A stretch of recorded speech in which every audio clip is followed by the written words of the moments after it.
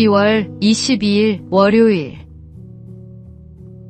다시 일어선 조정 선수. 2015년 8월 비무장지대에서 발생한 지뢰 폭발로 하재헌 중사는 두 다리를 잃었습니다. 군복무 중 뜻밖의 사고였고 그 순간 그의 인생은 완전히 멈춘 것처럼 느껴졌습니다. 절망과 분노, 상실감이 하루에도 몇 번씩 교차했습니다. 하지만 그는 그 자리에 머물지 않았습니다. 긴 재활 기간 동안 그는 살아있다는 것의 의미를 다시 배우며 새로운 삶의 방향을 찾기 시작했습니다. 그가 선택한 길은 조정이었습니다. 두 팔로 노를 젓는 단순한 동작 속에서 그는 다시 자유를 느꼈고 포기했던 꿈을 조금씩 되찾았습니다. 몇 년 뒤 그는 장애인 조정 국가대표로 선발되었습니다. 물 위에서 노를 젓는 그의 모습은 패배하지 않는 사람의 상징이 되었습니다. 그는 자신이 잃은 것보다 남겨진 것을 바라보며 삶을 새롭게 써내려가고 있습니다. 우리의 인생에도 예기치 못한 사고와 고통이 찾아옵니다. 그러나 하나님은 그 절망의 순간에도 여전히 일하고 계십니다. 넘어진 자리를 부끄러워하지 말고 그 자리에서 다시 일어서는 믿음을 가지십시오. 하나님은 바로 그때 우리 안에서 새 힘을 일으키십니다. 오늘의 말씀. 의인은 7번 넘어질지라도 다시 일어나려니와 악인은 재앙으로 말미암아 엎드러지느니라. 오늘의 만나. 하나님께서는 우리가 넘어진 곳에서 새로운 시작을 허락하십니다. 오늘도 주님의 힘으로 한 걸음 더 나아가십시오.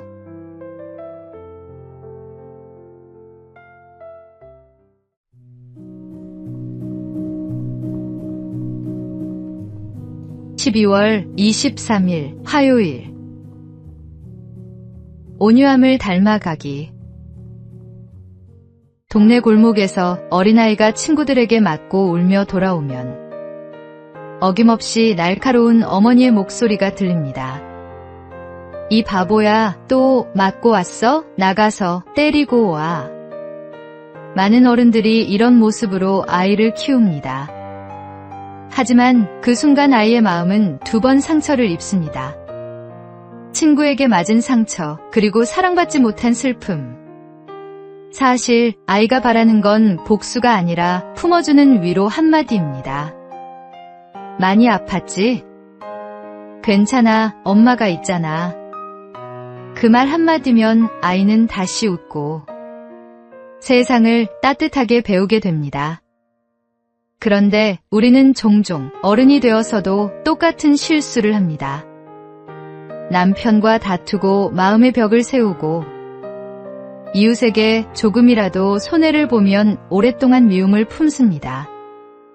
그러면서 아이들 앞에서 말합니다. 용서해야지, 착해야지. 온유함은 약함이 아닙니다. 분노를 삼키고 사랑으로 반응하는 것이야말로 진짜 강한 사람의 모습입니다. 예수님이 그 길을 먼저 걸으셨습니다.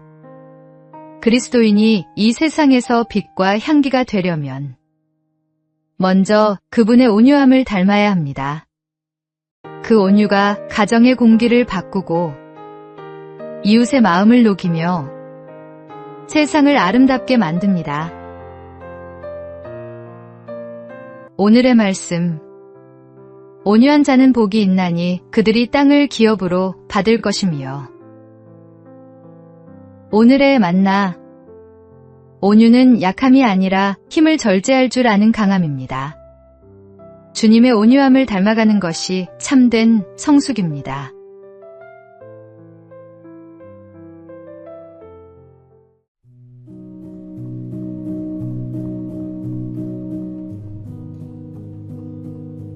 (12월 24일) 수요일.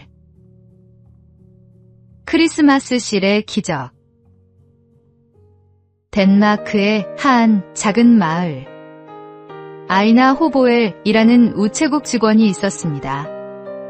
그는 마을의 결핵요양원이 재정난으로 문을 닫게 될 위기에 처했다는 소식을 듣고 마음이 아팠습니다. 이대로 두면 그곳의 환자들은 어떻게 될까? 그는 밤새 고민을 거듭하다가 한 가지 아이디어를 떠올렸습니다. 우표처럼 생긴 작은 실을 만들어 팔면 어떨까? 사람들이 부담 없이 살 수 있고 그 돈으로 환자들을 도울 수 있을 거야. 그는 직접 정부에 제안했고 그렇게 해서 세계 최초의 크리스마스 실이 탄생했습니다. 사람들은 기쁜 마음으로 실을 사서 성탄 카드에 붙였고 그 따뜻한 마음들이 모여 요양원은 다시 문을 열 수 있었습니다. 그 후로 덴마크는 결핵 사망률이 세계에서 가장 낮은 나라가 되었습니다. 작은 사랑의 실천이 한 나라의 역사를 바꾸었습니다. 사랑은 크기가 아니라 마음의 방향에서 시작됩니다. 다가오는 성탄절. 하나님이 주신 사랑을 한 장의 카드, 한마디의 위로, 한 번의 나눔으로 전해보십시오. 그것이 주님께 드리는 가장 아름다운 선물이 될 것입니다. 오늘의 말씀. 내 이웃을 내 자신과 같이 사랑하라 하신 것이라. 이보다 더 큰 계명이 없느니라. 오늘의 만나. 작은 실천이 세상을 바꿉니다. 당신의 작은 나눔이 누군가에게는 생명의 빛이 됩니다.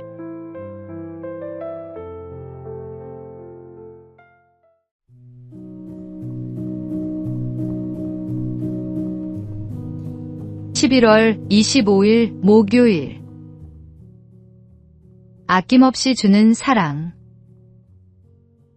성탄절은 하나님이 인류에게 가장 귀한 선물을 보내주신 날입니다. 독생자 예수님을 이 땅에 보내시며 우리에게 생명을 주셨습니다. 하나님이 세상을 이처럼 사랑하사 독생자를 주셨으니 그 사랑은 오늘날에도 우리 가운데서 계속되고 있습니다. 지난 8월 한 아버지가 그 사랑을 실천했습니다. 아내를 먼저 떠나보내고 홀로 아들을 키워온 60대 문주환 씨는 갑작스러운 사고로 세상을 떠나면서도 생명을 나눴습니다. 평소 지갑 속에 장기기증 희망등록 카드를 넣어 다니며 언젠가 다른 생명을 살리는 일을 하고 싶다고 말하던 그였습니다. 가족들은 그의 뜻을 따라 폐장과 인체 조직을 기증했고 그의 몸은 100여 명의 환자에게 새로운 희망이 되었습니다. 하나님이 독생자를 아낌없이 주셨듯 한 아버지도 자신의 생명을 나누었습니다. 그가 정성으로 키운 아들은 현재 서울대학교에서 공부하며 아버지가 심어준 사랑의 씨앗을 키워가고 있습니다. 이번 성탄절, 우리에게 생명을 주신 예수님의 사랑을 기억합니다.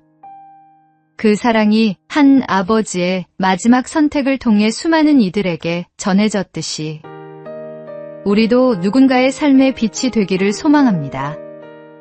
진정한 사랑은 자신을 내어주는 것임을 다시 한번 되새깁니다. 오늘의 말씀. 하나님이 세상을 이처럼 사랑하사 독생자를 주셨으니 이는 그를 믿는 자마다 멸망하지 않고 영생을 얻게 하려 하심이라. 오늘의 만나. 하나님은 우리에게 독생자 예수님을 주셨습니다. 우리에게 생명을 주신 그 사랑을 기억하며 우리도 누군가에게 작은 빛이 되기를 소망합니다.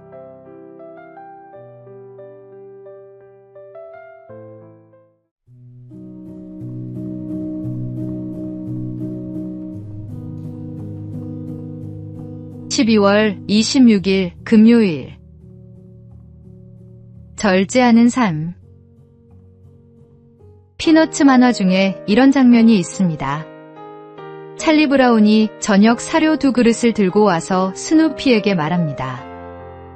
내일 하루 종일 집에 없을 거야. 그래서 내일 먹을 것도 함께 준비했으니까 한 그릇만 먹고 다른 한 그릇은 내일까지 남겨두는 거야. 스누피는 고개를 끄덕이며 첫 번째 그릇을 깨끗이 비웠습니다. 그러나 지붕 위에 누워 잠시 눈을 감자 눈앞에 자꾸만 그 남은 한 그릇이 아른거렸습니다. 결국 그는 유혹을 이기지 못하고 남은 음식까지 개걸스럽게 먹어치웠습니다. 그리고 만족스러운 얼굴로 이렇게 중얼거렸습니다. 먹고 나니 기분이 좋군. 만약 아직도 내일이 오지 않았다면 그땐 나 자신이 싫었을 거야. 우리 시대는 오늘을 즐겨라라는 말이 너무도 자연스럽게 들리는 세상입니다. 욕망을 따라 사는 것이 당연한 것처럼 포장되고 절제보다는 쾌락이 지혜처럼 여겨집니다. 하지만 주님은 우리에게 이렇게 말씀하십니다. 누구든지 나를 따라오려거든 자기를 부인하고 자기 십자가를 지고 나를 따를 것이니라. 진짜 자유는 하고 싶은 대로 사는 데 있지 않습니다. 죄를 합리화하는 자유는 결국 스스로를 묶는 사슬이 됩니다.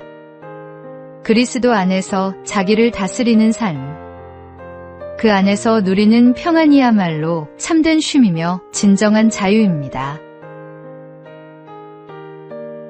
오늘의 말씀, 예수께서 제자들에게 이르시되 누구든지 나를 따라오려거든 자기를 부인하고 자기 십자가를 지고 나를 따를 것이니라.